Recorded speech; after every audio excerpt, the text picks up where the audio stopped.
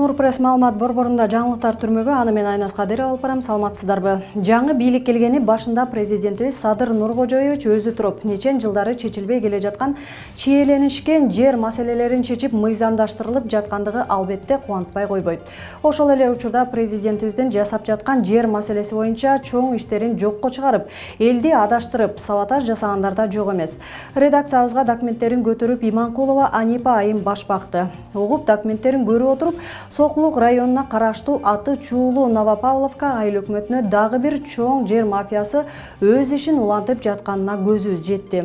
Аталган айыл өкмөткө караштуу Семетей конушунда жайгашкан 338 жаранга тиешелүү жер тилкелерине айыл өкмөттүн айрым жетекчилери, жергиликтүү кеңештин айрым депутаттары жасалма документтердин негизинде кайрадан башка жарандарды отургузушкан.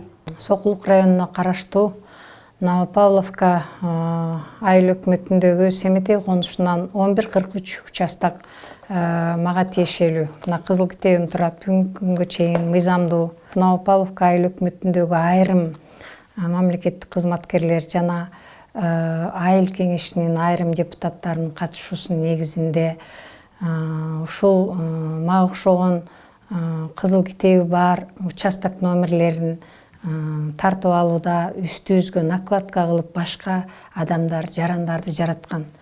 Бирок ошол жаратып жаткан кезде бизге маалымат берилген эмес. Биздин участок жер тилкендерибиз сот тарабынан жокко чыгарылган эмес. Мына ушуга карабастан алар ошол жаңы жаралган 338 адамдарды 2022 жылы жаратышып, бизге билгизишпей, анан сот органдарына кайрылышып, ошол башка адамдарга чечим чыгарып берүү максатта алар ушундай иш аракеттер жасалган экен. Ошолору белгилүү болуп калгандыкка байланыштуу биз 338 адамдардын айрым катышуучуларынын негизинде Соқлук прокуратурасына, Соқлук милициясына жана акимчилигине, губернаторлукка барып арызданганбыз. Биздин мыйзамдуу жер үстүлөрүбүзгө дагы мыйзамсыз иштердин жүргүзүлүп жаткандыгы боюнча. Бирок эч бир чара көрүлбөгөндүккө байланыштуу биз эч кандай бизге чара көрүлбөй, жооп да бербегендиктеринен улам Ички иштер министрликке барганбыз.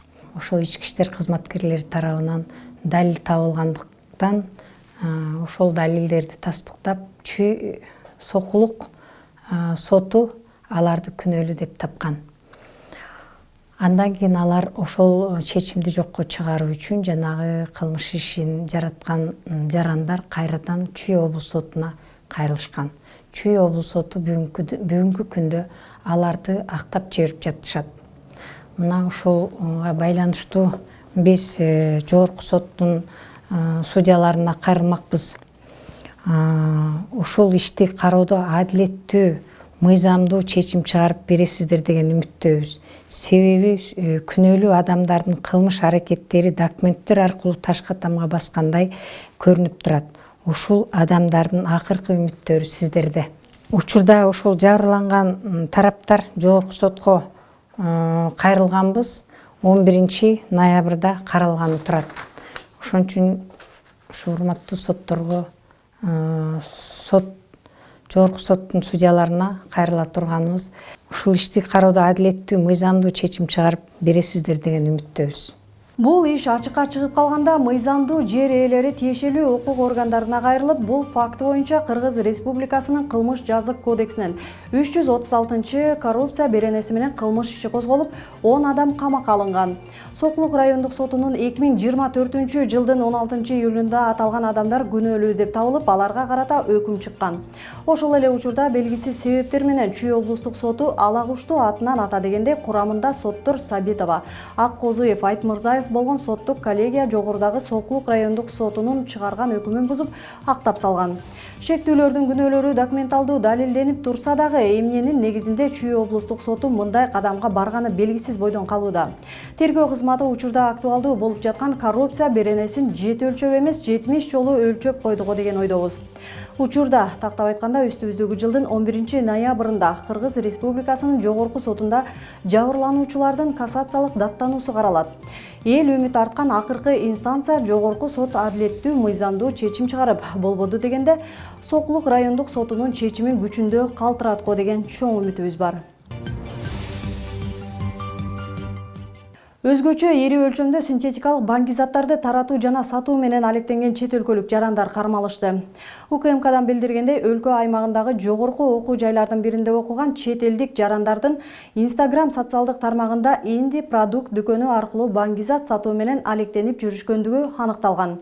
Кармалгандардын жашаган жерин тинтүү учурунда болжол менен 1 килограмм өлчөмүндөгү баңгизат каражаттары, ошондой эле психотроптук баңгизаттар табылган. Учурда баңгизаттарды ташып келүүнүн жолдору, ошондой эле ташууга жана таратууга тиешеси бар адамдарды аныктоо иштери жүргүзүлүүдө. Комитеттен белгилегендей, баңгизаттарды даярдоо, сактоо жана таратуу үчүн мүлкүн конфискациялоо менен 5 жылдан 15 жылга чейин эркинен ажыратуу жазасы каралган. Жогорку кеңештин депутаттыгына талапкер кызганычтан улам 35 жаштагы жарандын сөөмөйүн балта менен шылып салган. Бул тууралуу Бишкек шаардык ички иштер башкы башкармалыгынан билдирди. Маалыматка караганда, улуттук госпиталдын микрохирургиялык бөлүмүнөн шаардык милицияга сөөмөйү шылынган 35 жаштагы киши түшкөнүн кабарлашкан. Жабырлануучунун айтымында, окуя 6 ноябрда түшкөн маал шаардагы үйлөрдүн биринде болгон. 43 жаштагы үй ээси жабырлануучуну аялы менен телефондон жазышканы үчүн кызганып, чырдаша кеткен.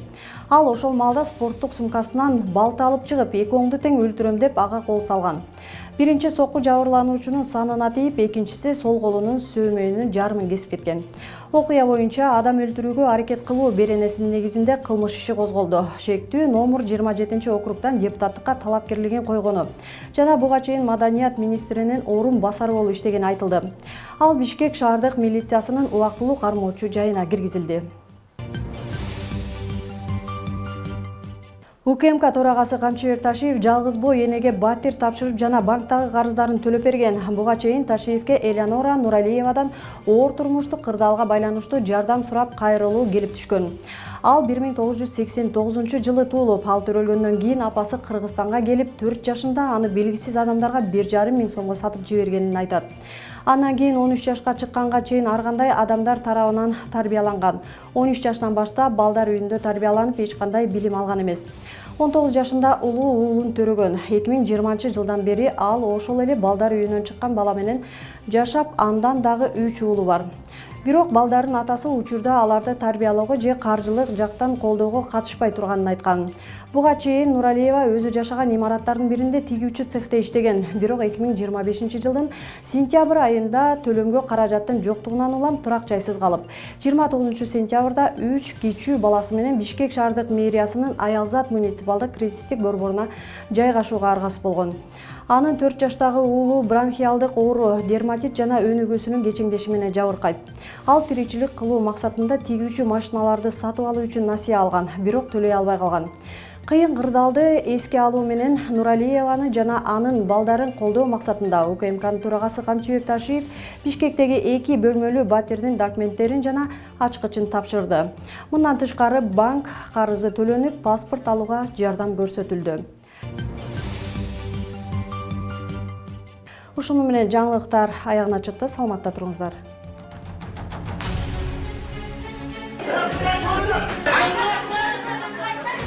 Өлкөбүздө адам укугу жаатындагы көйгөйлөр кайсыл бийлик делбесин күн тартибинде турат. Укук коргоочулар канчалык коңгуроо какпасын, укук коргоо жаатындагы иштер алдыга деле жылып кеткен жок.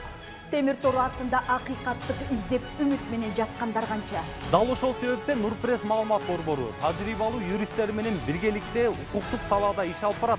Ошол эле тергөөнүн бурмаланышы, сотто корголгон ишенбөөчүлүк жана мыйзамдагы карама-каршылыктарды коомчулукка алып чыгабыз. Эгерде сиз сот, милиция, прокуратура тарабынан укугуңуз тебеленип жатса, анда бизге кайрылыңыз. Талдоочу журналист жана тажрыйбалуу жактоочу юристтер менен биргеликте сиздин укукту бирге коргойбуз. Кыргызстандын 7 дубанын кыдырып, окуянын чоо жайын жеринен чагылдырып, иликтөөгө алабыз. Нурпресс чындыктын изи менен.